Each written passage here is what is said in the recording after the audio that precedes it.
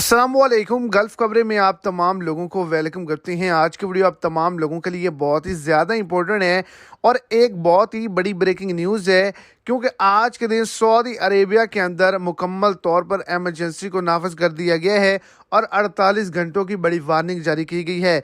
इसके अलावा Saudi Arabia के अंदर तमाम वर्कर हज़रात, तमाम कफ़ील और तमाम कंपनियों को भी खबरदार किया गया है।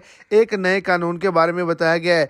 वीडियो की तफसीलात को जानने के लिए वीडियो को एंड तक देखें ताकि आपको तमाम डिटेल की अच्छे से समझ आ सके। और अगर इस चैनल पर आप फर्स्ट टाइम हैं तो लाजमी से चैनल को सब्सक्राइब करें, वीडियो को लाइक करें और अपने दोस्तों तक इसको ज़्यादा से ज़्यादा शेयर करें। तो आपको बताता चलूँ कि सऊदी अरेबिया के अंदर, रियाज के अंदर, दमाम के अंदर, जद्दा के अंदर, मक्का मुकर्रमा के अंदर, मदीना मुनव्वरा के अंदर और अल अहसा के अंदर जो है वो बहुत ही ज़्यादा दर्जा हरारत तेज़ होने वाला है और इसके बाद गिरद आलूद हवाएं चलने का ख़तरा है, बारिश होने का ख़तरा है, जिसकी वजह से रेड अलर्ट जारी किया गया है। और इसके अलावा कफ़ील और कंपनियों को इंस्ट्रक्शन जारी की गई है कि कोई भी अपने वर्कर से 12 बजे से लेकर 3 बजे तक कोई भी काम दो में नहीं लेगा।